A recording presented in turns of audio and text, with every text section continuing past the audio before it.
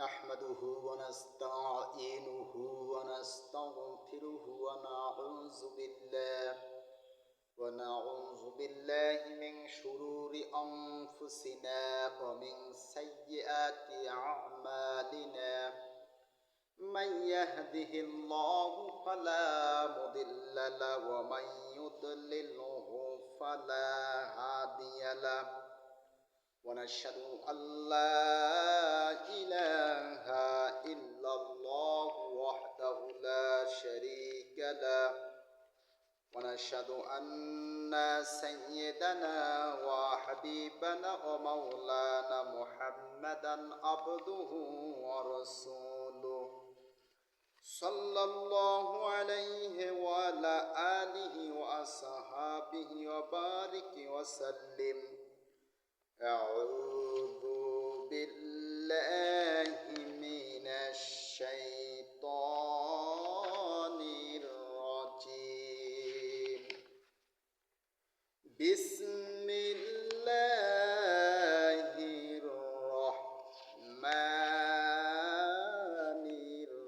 الرحيم. يا أيها الذين آمنوا كتب عليكم الصيام كما كتب على الذين من قبلكم لعلكم تتقون. صدق الله العظيم. وقال تعالى: إن الله وملائكته يصلون على النبي يا أيها الذين آمنوا صلوا عليه وسلموا تسليما. اللهم صل على سيدنا مولانا محمد وعلى آل سيدنا شفيعنا محمد. আলহামদুলিল্লাহ সুম্মা আলহামদুলিল্লাহ। মহান আল্লাহর কাছে শুকরিয়া, যিনি আপনাকে আমাকে সুস্থ রেখে ভালো রেখে রমজান মাসের প্রথম জুমায় আসার এবং বসার মতন সুযোগ দান করেছেন। সেই মহান রবের শিখানো ভাষায় আমরা আদায় করে নিচ্ছি আলহামদুলিল্লাহ। সম্মানিত প্রাণপ্রিয় উপস্থিতি, আপনার আমার সৃষ্টিকর্তা হচ্ছে একমাত্র আল্লাহ সুবহানাহু ওয়া তাআলা। এই পৃথিবীর বুকে আপনাকে আমাকে সৃষ্টি করেছেন আল্লাহ পাক ইবাদত করার জন্য। সুবহানাল্লাহ। আমি আপনাদের সামনে সূরা বাকারার 183 নম্বর আয়াত পাঠ করেছি, যা আজকে বাংলাদেশ সহ যতগুলো মুসলমান রাষ্ট্র আছে, এই রাষ্ট্রের ভিতরে যত ইমাম খতিব যারা আছেন তারা সবাই এই আয়াত প্রায় লোক পাঠ করবেন, কারণ এই আয়াত রোজার কথা খুব গুরুত্বপূর্ণ তথ্য এই আয়াতে তুলে ধরেছেন। আল্লাহ সুবহানাহু ওয়া তাআলা এই আয়াতের ভিতরে যা বলছেন সূরা বাকারার 183 নম্বর আয়াতে, সে আয়াতের সরল অর্থ হচ্ছে, আল্লাহ বলেন, হে ঈমানদারগণ, তোমাদের প্রতি রোজা ফরজ করা হয়েছে যেমনি ফরজ করা হয়েছিল পূর্ববর্তীদের উপর, অর্থাৎ তোমাদের পূর্বে, যাতে করে তোমরা তাকওয়া অর্জন করতে পারো। তাহলে এই আয়াতের তাফসির বুঝতে হবে, 1 নাম্বার ঈমানদার কারা, 2 নাম্বার আমাদের প্রতি রোজা কেন ফরজ করলো, পূর্ববর্তীদের উপর রোজা কেন ফরজ করলো, আর এই রোজা রাখলে তাকওয়াবান হবে। আমি প্রায় মাহফিল সহ প্রায় বছর জুমায় বলি যে একটা স্কুল অথবা একটা মাদ্রাসা যখন আপনার এক লোক জমি দিল, জমি দেওয়ার পরে সে বলল যে আমি এইখানে জমি দিছি, একটা স্কুল হইছে, কিছুদিন বাদে বিল বেতন হবে, তাহলে আমার একটা স্বপ্ন, আমি প্রয়োজন বোধে স্কুলে 2টা দালানের রুমও তৈরি করে দেব, কিন্তু আমার একটা ছেলে আছে, এই ছেলেকে প্রধান শিক্ষকের চাকরি দেবা। তখন সবাই বলল, চাচা আপনি সুন্দর প্রস্তাব দিয়েছেন, কিন্তু আপনার ছেলে কতদূর লেখাপড়া? তখন বলতিছে আমার ছেলে হচ্ছে এসএসসি পাস। তখন বলতিছে, চাচা আপনি জায়গা জমি টাকা পয়সা যাই দিয়েছেন আলহামদুলিল্লাহ, কিন্তু ভালো কথা, এখানে যদি প্রধান শিক্ষক হতে হয় তাহলে অন্তপক্ষে আপনার বিএ পাস, ডিগ্রি পাস করা লাগবে এবং ধীরে ধীরে বিএড করা লাগবে, তাছাড়া আপনার প্রধান শিক্ষক হতে পারবে না। ঠিক তেমনি রোজা কেউ যদি ঈমান না আনে আর রোজা না রাখে, রোজার গুণাগুণ অর্জন না করে, সে তাকওয়াবান বান্দা হতে পারবে না। সুবহানাল্লাহ। জিনিসটা বুঝতে পারছেন উদাহরণের মাধ্যমে?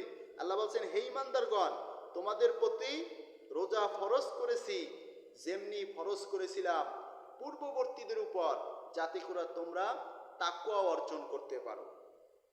সম্মানিত প্রিয় উপস্থিতি, তাকওয়া সম্পর্কে আল্লাহ সুবহানাহু ওয়া তাআলা কোরআনে বহু জায়গায়, আল্লাহ কোরআনে বিভিন্ন তথ্য বক্তব্য আল্লাহ পেশ করছে, যেই কথাগুলো শুনলে তখন আপনার মনের ভিতরে একটা বুঝ পয়দা হবে যে আসলে কি আমিও যদি তাকওয়াবান বান্দা হতে পারতাম তাহলে আমিও সফল কাম কিয়ামতের ময়দানে হতে পারতাম। আল্লাহ কোরআনে বলছেন যারা তাকওয়াবান হবে, এই তাকওয়াবান বান্দারা কি হবে? আল্লাহ বলছেন তাদের জন্য আমি জান্নাত প্রস্তুত করে রেখেছি। বলেন সুবহানাল্লাহ। আরেকটু বলেন সুবহানাল্লাহ। সম্মানিত প্রিয় উপস্থিতি, আপনার আমার মালিক আল্লাহ সুবহানাহু ওয়া তাআলা আসমান দিয়েছে আল্লাহ, জমিন দিয়েছে আল্লাহ, সূর্য দিয়েছে আল্লাহ। এই সূর্যের মাধ্যমে এই দুনিয়ার ফলগুলা পাকে, বিভিন্ন ফল পাকে, পাকার পরে এই ফলগুলা মানুষ খায়। এরপরে সূর্যের তাপে মানুষগুলা তার পোশাক সুন্দর মতো দৈনিক শুকানোর ব্যবস্থা করে, তা দ্বারা নামাজ পড়ে। আল্লাহ বলে, এগুলা বান্দা আমি সব তোদের জন্য দিলাম, কিন্তু আমার দাবি আমি তোদের জিন আর মানব জাতি ইবাদত করার জন্য সৃষ্টি করেছি। বলেন সুবহানাল্লাহ। আল্লাহ রাব্বুল আলামিন পবিত্র কুরআনুল কারীমের ভিতর বলছেন, আলিফ লাম মিম যালিকাল কিতাবু লা রাইবা ফিহি হুদাল লিল মুত্তাকিন। আল্লাহ বলেন আলিফ লাম মিম, এটা হচ্ছে হুরুফে মুকত্তাত, এর অর্থ পৃথিবীর কেউ জানে না। এরপর আল্লাহ বলছেন যালিকাল কিতাব লা রাইবা ফিহি, এই কিতাবের ভিতর কোনো সন্দেহ নাই, হুদাল লিল মুত্তাকিন, মুত্তাকিদের জন্য কোরআন হইছে পথ প্রদর্শক। কি বললাম? মুত্তাকিদের জন্য কোরআন হইছে পথ প্রদর্শক। আল্লাহ রাব্বুল আলামিন রোজার উদ্দেশ্য কি? মানুষ যে রোজা রাখে, এই রোজার উদ্দেশ্য কি? রোজার উদ্দেশ্য হলো গুনাহ থেকে বিরত থাকা। রোজার উদ্দেশ্য কি? গুনাহ থেকে বিরত থাকা, সে গুনাহ করবে না। রোজা সম্পর্কে যদি আপনি কিছু তথ্য জানেন তাহলে আপনার ভালো লাগবে, একটা বুঝ পয়দা হবে। আর সুর দিয়া কানের আর দিলের মজা দিলে এ কোনো ফয়দা হবে না। কিয়ামতের ময়দানে কোরআন আর হাদিস ছাড়া চলবে না।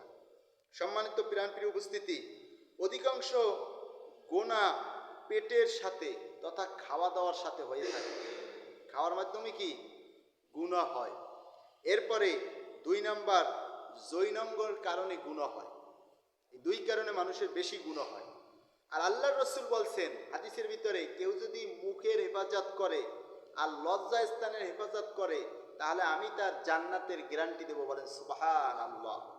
তখন দেখেন, আপনি এই পৃথিবীর বুকে আপনি টাকার একটা টাকশাল আছে না, একটা টাকা তো এক নূতন টাকা এক জায়গা থেকে বের হয়, নূতন টাকা বের হলো টাকশাল থেকে, 500 টাকার একটা নোট, সুন্দর একটা নোট। একটা নোট পাওয়ার পরে আপনি বাজার করতে যাবেন, দোকানে যাইয়ে বলছেন, বেটা এটা তো একটা রমজান মাস, তাহলে আমাকে কিছু খাদ্য খাবার দাও। আপনার প্রয়োজন মতো প্রায় 400 টাকার খাদ্য ক্রয় করেছেন। করার পরে এরপরে আপনি বলতেছেন যে 500 টাকার একটা নোট আছে, সুন্দর নোট, 100 টাকা ফেরত দাও। দোকানদার দেখতেছে 500 টাকার নোটের এক পাশে ছাপা পুরো আছে, আর এক পাশে কোনো ছাপাই নেই, একদম সাদা, যাতে অনেক কিছু লেখা যায়। বলতেছে, কাকা আপনি যে এই যে 500 টাকার নোটটা দিলেন, এক পাশে লেখা আছে, ছবি ছাপা আছে, বঙ্গবন্ধুর ছবি আছে, আর এক পাশে নাই, চাচা এই টাকা তো চলবে না। বলছে, কেন চলবে না? আমি তো ভালো টাকা আনছি, আমার ছেলে দেশে। বলছে, না, এর এক পাশে ছাপা নাই। ঠিক এই দুনিয়ায় যারা নারী পুরুষ যারা আছে, যারা নামাজ পড়বে না, রোজা রাখবে না, মনে করেন এরপরে কিছু দান সদকা করলো, ওইটা এক পাশে ছাপা পড়তেছে টাকার মতো। আবার মনে করেন যে হালাল যে বিষয় আছে সেইগুলো মানলো না, হারাম বর্জন করলো না, দেখছে জাল টাকার মতো এক পাশে ভালো ছাপা আছে, আর এক পাশে নাই। কিয়ামতের ময়দানে জাল মুসলমান যারা, তারা জান্নাতে যেতে পারবে না। বলেন নাউজুবিল্লাহ। জাল মুসলমানের কোনো কি নাই, সম্মান ইজ্জত কিয়ামতের ময়দানে চলবে না। তাহলে আল্লাহ বলছেন, ইয়া আইয়ুহাল্লাযীনা আমানু, হে ঈমানদারগণ। কি বলছে?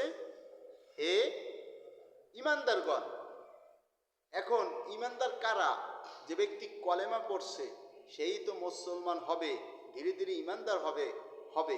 এখন যে কলেমা পড়ে নাই, এখন মনে করেন হিন্দু রোজার মাসে আপনার কাছে খাদ্য বিক্রি করতেছে, বলতেছে এই খাদ্য বিক্রি করতেছি, এতে তো মনে হয় সওয়াব হবে। আসলে সওয়াব হবে, সে যদি কলেমা পড়ে, তাহলে তার দিলের ভিতরে, অন্তরের ভিতরে সওয়াব, কাঁধে সওয়াব লেখা হবে।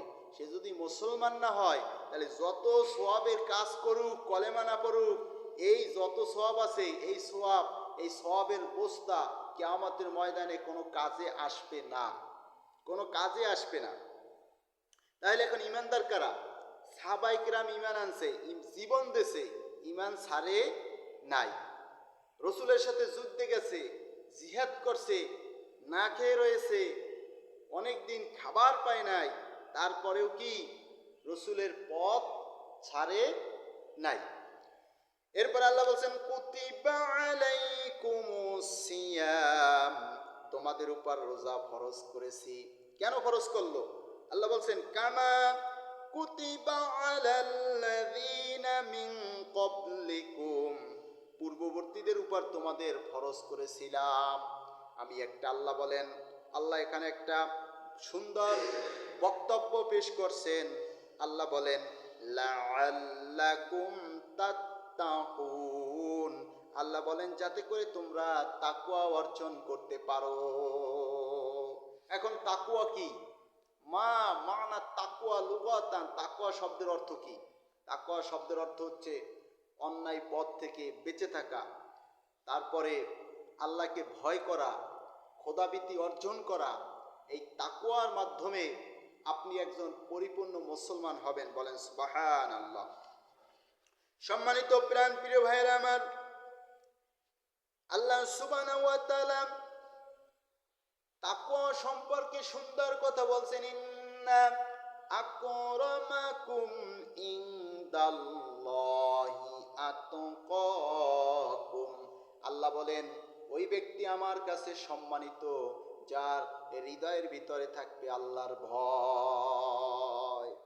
কিয়ামতের ময়দানে সূরা আর রহমানের ভিতরে আল্লাহ বলছেন, যে ব্যক্তি আমাকে ভয় করে চলবে, আমি তাকে 2টা জান্নাতের বাগান দিয়ে সহযোগিতা করবো। বলেন সুবহানাল্লাহ। এখন এই জান্নাতের বাগান যদি কেউ পায়, তাহলে তার তো অভাব থাকবে না। এজন্য কবির ভাষায় বলতে হয়, এই ফুল, এই ফল, এই নদী জল, সবুজের পাতা ভরা বাগানের ফল, আরশের নীলিমায় তারাদের দল, চাঁদ আর সূর্যের আলো ঝলমল, বেহেশতবাসীদের আবে জমজম, সবকিছু আল্লাহর দান অনুপম। তাজরি মিন তাহতিয়াল আনহার, জান্নাতের পাদদেশে সব কিছু থাকবে।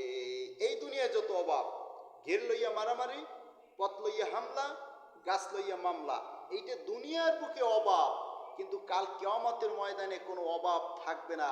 আল্লাহর কাছে যত চাবে তত পাবে।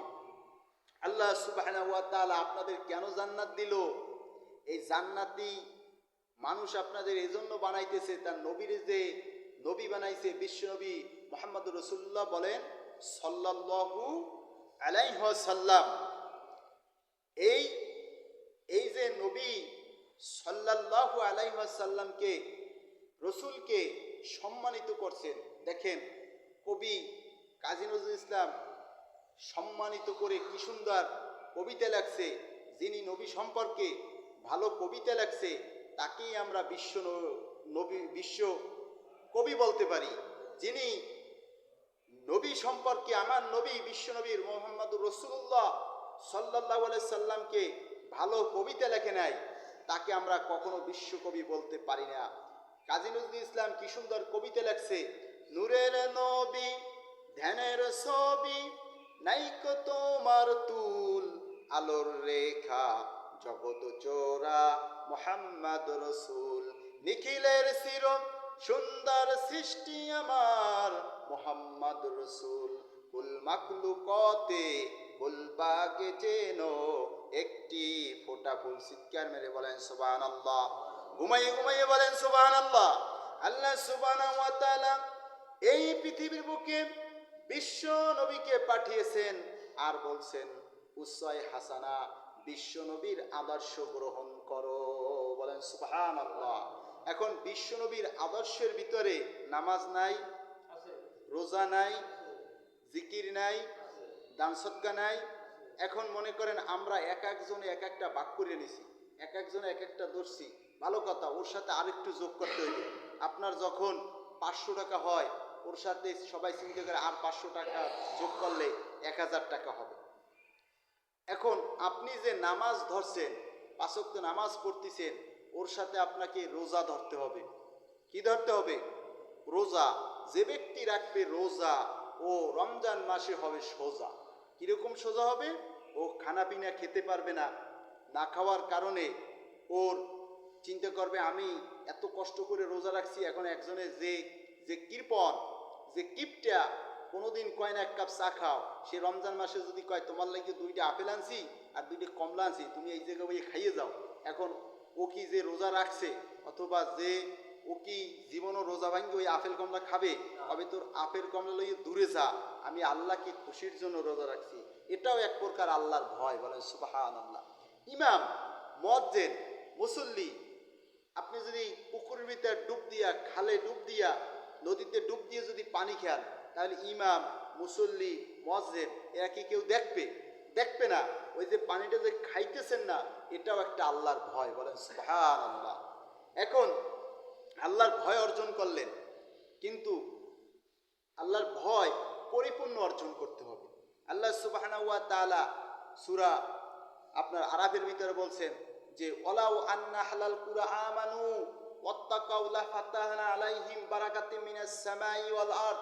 আল্লাহ বলছেন জনপদের লোকেরা, সমাজের লোকেরা আমার প্রতি যদি ঈমান আনয়ন করে আর আমাকে যদি ভয় করে চলে, আমি আসমানের সকল বরকতের দরজাগুলি খুলে দেব। বলেন সুবহানাল্লাহ।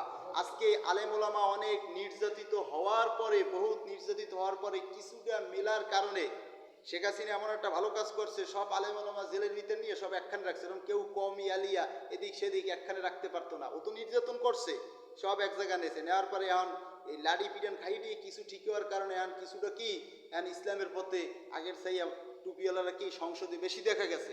যদি সব সংসদে টুপিওয়ালা থাকতো তাইলে আপনি, ওরা তো নামাজ তো পড়ে, নামাজ পড়লে অন্যায় অনেক কম করতো। যে নামাজ পড়ে না, ঠিক আছে নামাজ পড়ে না, কিন্তু ভালো কাজও বেনামাজিতে করে, বহুত ভালো কাজ করে, কিন্তু নামাজ না পড়ার কারণে কিয়ামতের ময়দানে ওই ভালো কাজ করিয়া জান্নাতে যেতে পারবে না। আবার অনেকে আছে নামাজ পড়ে, কি পড়ে? নামাজ পড়ে, কিন্তু ভালো কাজ যেগুলো করার দরকার সেইগুলো পড়ে না, ওই নামাজ দিয়ে ও জান্নাতে যেতে পারবে না। তার মানে হয়েছে, দেখেন আপনি হোটেলে যাই বলতেছেন আমার 1 পিস গোশত দাও। কি গোশত? গরুর গোশত দাও। এখন ওই গরুর গোশত রান্না করতে কত কিছু লাগছে, বাবুর্চি লাগছে, তেল লাগছে, মরিচ লাগছে, হলুদ লাগছে, পেঁয়াজ লাগছে, রসুন লাগছে, এরপরে কি, এরপরে লাকড়ি লাগছে, পাইলে লাগছে, মোড়লগঞ্জে হরা লাগছে, কত কিছু লাগছে। চাইছেন কি? 1 পিস গোশ মাংস দেবেন কত? 100 বা 150। আবার এমন তো হোটেলে এমন চালাক করতে পেরে ওই ফ্রিজটা বের করিয়া কি রাঁধতে পারে, আপনার কাছে কি মজা লাগবে না? ঠিক তেমনি আপনি এখন নামাজ পড়ছেন, ওই যে 1 পিস গোশের মতো আপনার কত কিছু যে দরকার আছে ওইগুলো গ্রহণ করলেন না, এই দিয়েও আপনি জান্নাতে যাইতে পারবেন না। আল্লাহ সুবহানাহু ওয়া তাআলা পবিত্র কোরআনে সুন্দর ভাষায় জান্নাতীদের একটা চিত্র তৈরি করে দিয়েছেন। তা হচ্ছে আল্লাহ বলছেন, যারা ঈমান আনবে, যারা কি আনবে? ঈমান আনবে, আর যারা নেক কাজ করবে। কি কাজ করবে? নেক কাজ। নেক কাজ কি লাড়িতে একজনের মাথা চড়িয়ে বাড়ি দেওয়া? এটা নেক কাজ না। এই নেক কাজ যারা করবে আল্লাহ বলছে আমি তাদের জান্নাতুল ফেরদাউস দেবো। বলেন সুবহানাল্লাহ। তাইলে এখন এই রমজানে এই 2টা জিনিস অর্জন করতে হবে, ঈমান আনতে হবে আর নেক কাজ করতে হবে। এখন বলতে পারেন, হুজুর আমি তো কলেমা পড়ছি, আমি তো ঈমান আনছি না। ঈমান আনছেন ঠিকই, আপনার আমার ঈমান প্রত্যেক দিন মোবাইলের নেটওয়ার্কের মতো কমে আর বাড়ে, আপ ডাউন করে। কিভাবে করে? আপনি যখন এর ব্যাখ্যা আপনি ভালোই বোঝেন, এখানে যারা সাবাল লোক আছেন ভালোই বোঝেন। আল্লাহ রসুল সাল্লাল্লাহু আলাইহি সাল্লাম বলছেন, বাইনাল আবদি অবাইনাল কুফরি তারকুস সালাহ। বান্দার মাঝে আর কাফেরের মাঝে পার্থক্য হচ্ছে নামাজ। মুসলমান নামাজ পড়ে, বিধর্মী নামাজ পড়ে না। এখন নামাজ পড়লে সে আস্তে আস্তে ভালো হবে। আল্লাহ সুবহানাহু ওয়া তাআলা বলেন, ইন্নাস সালাতা তানহা আনিল ফাহশাই ওয়াল মুনকার। নিশ্চয়ই নামাজ অশ্লীল এবং খারাপ কাজ থেকে মানুষের ফিরায়। ধীরে ধীরে ধীরে ধীরে নামাজি কি একদিন ভালো হবেই হবে। ভাইরা আমার, এই পৃথিবীতে আপনি আমি কেউ চিরজীবন থাকতে পারবো না। পৃথিবী থেকে সবাইকে চলে যেতে হবে। আপনি খাওয়ার জন্য 1 দিন 5 দিন 10 দিন খাবারের জন্য কি আপনি টাকা পয়সা গুছাইতেছেন, তাহলে আপনি এখন চিন্তা করেন কবরের জন্য কি আপনি বাজার তৈরি করেছেন। আমি এক জুমায় বলেছিলাম যে বিশ্বনবীর পিঠে হাদিসে আসছে পিঠে দড়ির দাগ, অর্থাৎ সে তোষকে না ঘুমিয়ে কি এমন চাটাইতে ঘুমাইছে, পিঠে দাগ। সাহাবীরা বলছে, ইয়া রাসূলুল্লাহ, ইয়া হাবিবাল্লাহ, আপনি হুকুম দেন আপনার জন্য একটা তোষকের ব্যবস্থা করি। কাফেররা কত পৃথিবীতে শান্তি করলো, নামাজ পড়ে না, সুন্দর জাজিমের তলে ঘুমাইতেছে, 4 তলা বাড়ি করে ঘুমাইতেছে। কাফেররা কত শান্তি করলো, আপনি হুকুম দেন আপনার জন্য একটা তোষকের ব্যবস্থা করি। রসুল বলছে, শোনো, এই দুনিয়াটা হচ্ছে এমন একটা প্রতীক, মনে করেন চলতে চলতে দেখতেছে যে অনেক রৌদ্র, যার কারণে সে একটা গাছের ছায়ায় বসছে। যখন রৌদ্র শেষ হয়ে গেল, একটু শরীরটা মজা লাগবে, তখন সে আবার হাঁটতে শুরু করলো। ওই যতটুকু সময় একটা গাছের নিচে বসছে, দুনিয়াটা হচ্ছে তেমন। তার মানে 30 বছর 40 বছর 50 বছর 100 বছর আপনি বাঁচবেন। পৃথিবীতে আপনি আমি আসলাম একা, আসলাম উলঙ্গ অবস্থা। এরপরে আমার একটা নাম রাখলো, এরপরে বাপ্পা আমার দেখে হাসি দিল, আত্মীয় স্বজন হাসি দিল, এরপরে ছেলে হইলে আরেকটু বেশি হাসি দেয়, হ্যাঁ, মেয়ে হইলে অনেকের মুখ কালো হয়ে যায়, জাহিলি যুগের মতো। এগুলো জাহিলি যুগের আচরণ। এই হাসি দেওয়ার পরে ধীরে ধীরে পড়াশোনা করলাম, এরপর বড় হইলাম, বিয়ে শাদী করলাম, ছেলে মেয়ে হইলো, নাতিপুতি হইলো, এরপরে ধীরে ধীরে আবার সবাই বুড়ো হয়ে গেল, অপছন্দ মানুষ শুরু করলো। এরপরে ধীরে ধীরে একদিন আজরাইল এসে হাজির হবে ভাব। তখন বলতিছে, আস্তাগফিরুল্লাহ আস্তাগফিরুল্লাহ। মানে অনেকে তওবা করতে পারে, অনেকে পারে না। তখন এক মাওলানা বলছে, চাচা এখন তো আপনি তওবা করতেছেন, মরে যাবেন, আর কি করবেন? এখন আর কিছু করতে পারবেন না। জমি যে 5 কাঠার বদলে 10 কাঠা, আপনার 5 ছেলে 10 ছেলে, যার কারণে প্রতিবেশীর কোনো ছেলে ছিল না, জমি দখল করে খাইছেন। এখন মরার সময় কইতেছেন আস্তাগফিরুল্লাহ, আর কিছু করতে পারবেন না, আপনি কবরে এবার যাইতে পারেন। আল্লাহ সুবহানাহু ওয়া তাআলা কুরআনুল কারীমের ভিতরে বলছেন, ওয়াযাক্কির, হে মুহাম্মদ ইবনে আব্দুল্লাহ, ফাইন্না যিকরা, নিশ্চয়ই এই কোরআন তানফাউল মুমিনিন, মুমিনের কাজে লাগবে। কোরআন কেউ বলে কোরআন শুনলে কি হবে? আল্লাহ ডাইরেক্ট সূরা জারিয়ার ভিতর বলছে, যারা কোরআন শোনে এদের কি হবে? এদের মুমিনের কাজে লাগবে। কারণ আপনি যদি কেজির পৈরেন না চেনেন, এমন লোক আছে দুনিয়ায়, এমন বোগদা আছে টাকা চেনে না, এরকম 2-1 আছে। তাহলে আপনি যদি পৈরেন না চেনেন, তাহলে মাল জিনিস কি ক্রয় করিয়ে সবাই দিয়ে মাপতে দিতে পারবেন না, ঝামেলা বাঁচবে। ঠিক তেমনি আপনি যদি কোরআনে আল্লাহ কি বলছে এইটা যদি না বোঝেন, তাহলে আপনি সঠিক সরল পথে চলতে পারবেন না। আপনি চিন্তা করেন, এমন এমন গরিব আছে, রিক্সা চালায়, সে যদি 5 ওয়াক্ত নামাজ পড়তে পারে, আপনি কেন পারবেন না? এমন এমন নদীতে শীতের সময় মাছ ধরে, সে যদি 5 ওয়াক্ত নামাজ পড়ে, তাহলে আপনি কেন পড়তে পারবেন না? অনেকে মনে করেন আপনার ডেলি কাজ করে, মাটির কাজ করে, সে রোজা রাখতেছে, আপনি কেন রাখতে পারবেন না? আপনি 3 বেলা 5 বেলা খাচ্ছেন, 10 তলা বাড়ির ভিতরে আছেন, আপনি কেন রাখতে পারবেন না? আপনি এই যে জাহান্নামের ভয়, এইটা মানুষের কলজার ভিতর প্রবেশ করে নাই, যার কারণে সে কি আল্লাহর ইবাদতগুলি করতেছে না। মাথার চুল পেকে সাদা হয়ে গেল, শরীরের চামড়া ঢিলা ঢালা হলো, নাতির বয়সী ছেলে এসে বলে, দাদু আজান হয়েছে, মসজিদে চলো। কয়, যাও যাও যাও, তুমি তোমার নামাজ পড়ো। সমাজে যারা নামাজ পড়ে তারা কত ভালো আমি জানি, আর নামাজ কখন পড়া লাগবে তাও আমি জানি। এ হচ্ছে বুড়ো শয়তান, নিজে তো নামাজ পড়লো না, আরো নামাজীদের সমালোচনা করলো।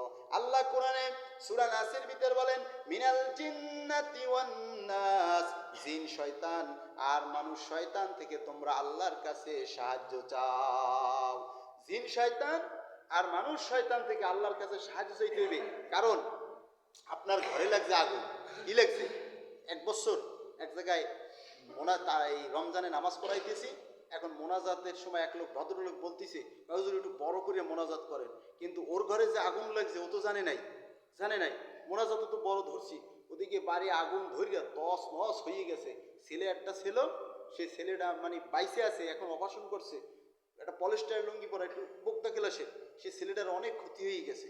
কিন্তু ও কি জানতো যে আমি এদিকে মোনাজাত করতেছি, আমার বাড়ি আগুন লাগছে, কিন্তু ওইখান থেকে আর একটা ছেলে নামাজ পড়িয়া মসজিদে গেছে, আর না হইলে ওই আবুল আবুল ভোলা এলাকায়, না হইলে আব্দুল ভোলাই কি আবুল আবুল ওই পাশ দিয়ে গেছে, কিন্তু ও ঘরের দিক তাকায় নাই, ও ওর কাম চলে গেছে। তাহলে এখন ঘরে লাগছে কি আগুন।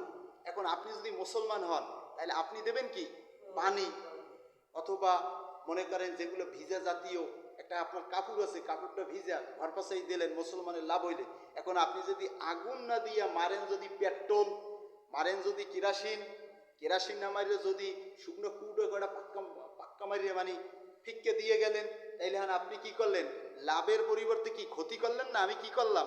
মুসলমানের ক্ষতি করলাম না। সমাজে 2 ধরনের লোক আছে, আগুন লিবাবারও লোক আছে, বন্ধ করার লোক আছে, আবার আগুন জ্বালাবারও লোক আছে। এইগুলো চিন্না বুঝা আপনাকে চলতে হবে। আল্লাহ সুবহানাহু ওয়া তাআলা বলছেন, মানুষের দোষ দিলে হবে না, আপনাকে বুঝে শুনে চলতে হবে। ছাগল যদি আপনি বুঝাইয়ে কন, শোনো এ ছাগল, তোরে তো আমি বহুত খাওয়াইতেছি, পড়াইতেছি, প্রত্যেক দিন নাডুস নুডুস বানাইতেছি, তুই শোন, শেখ হাসিনার খালেদা জিয়ার বড় পাওয়ার, একজন ক্ষমতা নাই আর একজন মারা গেছে, তারপরও ওর বাড়ির ক্ষেতে যখন যাবি ওর ক্ষেত খাবি না, আর ওই ক্ষেতের পাশে একজন গরিবের ক্ষেত আছে, ওর ক্ষেতও খাবি না। আপনি যত বুঝেই দেন, ও কিন্তু ওই ক্ষেতের ভিতর ঢুকবে না। এখন মুসলমান এমন জাতি, আল্লাহ বলছেন অলাকাত কাররামনা বানি আদম, আমি এই মানুষকে সম্মানিত করছি। মুসলমানকে কিরকম সম্মানিত করছেন? এই পৃথিবীতে যা কিছু আছে হালাল, আপনি সব খাবেন। যখন নারকেল পারবেন, গাছ বলবে না যে এই নারকেল আমারে ছিঁড়িস না, আমারে নেওয়া যাবে না, গাছ নিষেধ করে না, করছে কোনোদিন? করে নাই। যখন ধান রোপণ করেন, তখন কেউ বলছে ধান যে আমারে কাটা যাবে না, বলে নাই। কারণ এইগুলো সব আপনার কথা শুনবে, আপনার শরীরের হাত কথা শুনবে, সব কিছু শুনবে। কিন্তু আল্লাহর দাবি হচ্ছে 2টা। একটা দাবি হচ্ছে শিরিক করা যাবে না আল্লাহর সাথে। শিরিক করলে যত ইবাদত করুক, এই ইবাদত দিয়ে জান্নাতে যেতে পারবে না। আর ইবাদত যদি কমও করে, আল্লাহ বলছে আল্লাহ ইচ্ছা করলে আপনার গুনাহ ক্ষমা করে দিয়ে জান্নাতে দিতে পারে, কিন্তু শিরিক করলে ক্ষমা করবে না। শোনেন, আর মানুষের হক নষ্ট করে যারা যাবে, সে যদি হুজুরও হয়, আল্লাহ মাফ করবে না। মনে করেন আপনার 2 কাঠা জমি, এখন 2 কাঠা জমি, এখন একজন হচ্ছে শক্তিশালী আর একজন হচ্ছে শক্তিহীন, মনে করেন একই বংশের লোক। এখন ওই জমি ও চিন্তা করে, ওই 2 কাঠা জমি যদি বড়লোক চিন্তা করে, শক্তিশালী চিন্তা করে, আমার 3-4টা ছেলে, আমি যদি ওই জমিটু নিতে পারি, তাহলে আমার একটা দালানের ঘর কোথাও একটু পড়বে অ্যাঙ্গেলে, আর ওইটু যদি না পাই, অতটুকু না পাইলে আমার ঘর পড়বে না। এখন গরিব চিন্তা করে, এই 2 কাঠা যদি নিয়ে যায়, তাহলে আমার আর থাকার কোনো রাস্তা নাই। কিন্তু হ্যাঁ, এখন ও করলো কি, ওই 2 উইকেটটা নিয়ে গেল। এখন ও মাইরের ভয়তে এখন ও কাউরে কিছু বলে না, আবার বইলে দিয়েছে যে শোন, তুই যদি এই কথা কাউকে বলিস তাইলে তুই কিন্তু বাঁচতে পারবি না, আমার ছেলেরা ধরলে তুই পাবি না, আমার একটু মসজিদে নামাজ পড়তে হবে। সুবহানাল্লাহ সুবহানাল্লাহ। ও এখন মসজিদে আইলো, এখন মসজিদে আসার পরে নামাজ শুরু করলো, এখন বলতিছে আলহামদুলিল্লাহ রাব্বিল আলামিন, সুন্নাত পড়তিছে আর রহমানির রহিম, আল্লাহ তুমি রহমান রহিম। এরপরে মালিক ইয়াউমিদ্দিন, এই শব্দের অর্থ হচ্ছে আল্লাহ তুমি বিচার দিনের মালিক। এই আয়াত দিয়ে যে এই নামাজ পড়তে গেলে সূরা আয়াতের একটা আয়াত যদি ইচ্ছাকৃত বাদ দেয় তার নামাজ হবে না। এখন আল্লাহ তো জানে ও জোর করে জমি খাচ্ছে, এখন আল্লাহ তো সঠিক বিচার করবে। আল্লাহরে বলতিছে আপনি চেয়ারম্যানকে দৈনিক যদি বলবেন চেয়ারম্যান সাহেব আপনি ভোট দিয়ে বানাইছি আমার সঠিক বিচারটা করবেন, কিন্তু আমার জমির দলিল টলিল কিচ্ছু নাই, জমি কি আপনি খাইতে পারবেন? পারবেন না। না, সঠিক বিচার করতে গেলে কি গরিবের পক্ষে করা লাগবে।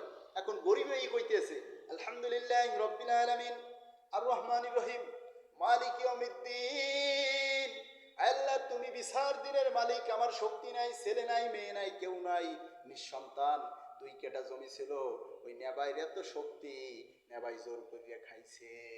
এখন দুইজন কি আল্লাহর কাছে বিচার চাইতেছে, এখন আল্লাহ বিচার করবে না? এই বিচার দুনিয়ায় করবে না, কিয়ামতের ময়দানে বিচার করবেন। একটা গরুরও বিচার হবে। কিরকম বিচার হবে? গরু বলবে যে ও আমারে কি করছিল, এমনভাবে শিং দিয়ে গুঁতো মারছে, আমি সহ্য করতে পারি নাই। তখন বলবে আজকে তোমারে শক্তিশালী বানাইছি, তুমি ওরে গুঁতো দাও। হাদিসের ভাষ্য মতে ওরে একটা যখন শিং দিয়ে দেবে, 2জন শেষ হয়ে যাবে। প্রত্যেকটা জিনিসের বিচার হবে। আল্লাহ কোরআনে বলছেন যাররা পরিমাণ যদি ভালো কাজ করে কাল কিয়ামতের ময়দানে দেখতে পাবে, আর তিল পরিমাণ খারাপ কাজ করলে তাও কিয়ামতের ময়দানে দেখতে পাবে। কিয়ামতের ময়দানে সবাই খারাপ কাজটাকে কবে দূর হও দূর হও দূর হও, তখন কেউই দূর হবে না। এই দুনিয়ার বুকে ভুল ধরাও ভুল। ভুল ধরা কি ভুল কিভাবে শোনেন, আশরাফ আলী থানভী রহমাতুল্লাহ বলছেন যে ওই আদমশুমারি হয়েছে, বলতেছে এক লোক লেখছে আমার 13টি ছেলে। এখন আদমশুমারি বলতেছে এতগুলো ছেলে কি ভুল হয়েছে কিনা, এখন যুগে ওরে ডাকছে, ডাইকে বলতেছে চাচা আপনার বলে 13টা ছেলে মেয়ে, এটা কি সত্যি? কয় বাবা খাতাটায় দিক দাও। কয় কি? আমার ওখানে ভুল হয়েছে। কয় কি ভুল? আমার 14টি ছেলে মেয়ে। এখন ভুল ধরাও কি ভুল হয়েছে না? 13টা ছিল কি ভালো ছিল, এখন 14টা ভুল ধরার কারণে আরো একটা বেড়ে গেছে। এখন সব জায়গায় সব কথা বলা যাবে না, বললে কি ভুল ধরাও ভুল। আপনি যদি একটা ন্যায় থাকবে আমি জান্নাতি মানুষ হতে চাই, নামাজ যেটু পড়েন সাথে সাথে আরেকটু বাড়ান। যদি 2 ওয়াক্ত পড়েন দৈনিক, আর 1 ওয়াক্ত বাড়াবার চেষ্টা করেন। যদি রোজা গত বছর 5টা রাখছেন, এবছর 6টা রাখার চেষ্টা করেন। মানে কি একটু একটু বাড়ান, একসাথে হবে না। আর সংসারে যতটুকু সম্ভব হালাল খাদ্য খাওয়ার চেষ্টা করেন। এই পৃথিবীর বুকে এই খাদ্যরও হিসাব হবে। ইবাদত কবুল হবে না কিসের কারণে? খাদ্যের কারণে। আবার কিছু কিছু লোক মসজিদেই বলতেছে মালিক ইয়াউমিদ্দিন, আল্লাহ তুমি বিচার দিনের মালিক, কিন্তু সে ভালো খাইতেছে লইতেছে, তার প্রতিবেশী না খাইয়ে লইতেছে, এদিকে কোনো খোঁজ খবর নেয় না। আল্লাহ বলছেন কি সাকার নামক দোজকে জ্বলবে তারা। কারা জ্বলবে? 1 নাম্বার গুণ হয়েছে যারা নামাজ পড়ে না। যারা কি পড়ে না? নামাজ পড়ে না। 2 নাম্বার গুণ হয়েছে মিসকিনদের খাবার দেয় নাই। 3 নাম্বার গুণ হয়েছে তারা মানুষের নামে বানাই বানাই মিথ্যে কথা বলে। 4 নাম্বার গুণ হয়েছে যারা বিচার দিবসকে অস্বীকার করে, আল্লাহ যে বিচার করবে এই কথাটা বিশ্বাস করে না। এই 4 কারণে কোরআনে লেখা আছে সূরা মুদ্দাসসিরে তারা সাকার নামক দোজকে জ্বলবে। আর এই কথাটা জান্নাতীরা জাহান্নামীকে বলবে তোমরা এই সাকার নামক দোজকে কেন আসছো, তোমাকে কি অপরাধটা? তখন ওরা বলবে এই দোষ ছিল। কিয়ামতের ময়দানে আল্লাহ প্রত্যেকটা ছোট ছোট ভালো কাজের বিনিময়ে জান্নাত দেবে। কিরকম? অনেক সময় আমি এই হাদিসটা বলছি যে একটা লোক পাহাড়ের গুহায় ছিল, থাকার পরে কি হয়েছে, প্রথম লোক প্রত্যেক দিন দুধ দহন করে পিতামাতারে খাইতে দিত। একদিন সে খাইতে দিতে পারে নাই, তার ছেলে মেয়ে পায়ের কাছে কান্নাকাটি করছে, এরপরে দুধ দেয় নাই। এরপরে আল্লাহকে বলছে আল্লাহ এই কাজটা যদি তোমারে খুশির উদ্দেশ্যে করে থাকি তাহলে কি পাথরটা একটু সরাই দাও। সাথে সাথে গুহার পাথর সরিয়ে গেছে। দ্বিতীয় লোক বলতেছে আল্লাহ আমার একটা চাচাতো বোন ছিল, সে বলতেছে ইত্তাকুল্লাহ আল্লাহকে ভয় করো, মোহর আনো, যদি মোহর আনো তাহলে সব হালাল হয়ে যাবে। আমি মোহর আনলাম, এরপরে বলতেছি ইত্তাকুল্লাহ আল্লাহকে ভয় করো, আমি তোমার সাথে বিবাহিত কি একসাথে থাকতে রাজি না। আমি ওকে কোনো কিছুই করি নাই তোমার ভয়তে, যদি বোঝো তোমার সন্তুষ্টির উদ্দেশ্যে দূরে চলে গেছি পাপ থেকে, তাহলে পাথরটা সরাই দাও। সাথে সাথে পাথরটা একটু সরে গেল। তৃতীয় ব্যক্তি বলতেছে, আল্লাহ আমি একটা লোক কাজে নিয়েছিলাম, সে কিছু অল্প কাজ করলো, ছাগল চড়াইছে, চড়াবার পরে আমি বলতেছি তুমি কিছু পারিশ্রমিক নেবে না? তা বলতেছে না, আমার টাকা পয়সা লাগবে না, আমি চলে যাই। ও চলে গেছে। কিছুদিন বাদে এসে বলতেছি, ইত্তাকুল্লাহ, হে আল্লাহর বান্দা, আল্লাহকে ভয় করো, তোমার একটু কাজ করে গেছি, আজকে সেই টাকাটা দাও। বলতেছে শোনো, তোমার টাকা আলাদা করে লালন পালন করছি, ওই ছাগল আর ওই ওই রাখালগুলো তোমার, নিয়ে যাও। ওই লোকটা খুশিতে নিয়ে গেছে। আল্লাহ আপনি যদি বোঝেন এই কাজটা আপনার ভয়তে করছি, তাহলে পাথরটা সরাই দেন। তিনও ব্যক্তি পাথরটা, এই তিনটা কথার কারণে, কাজের কারণে পাথরটা সরে গেল।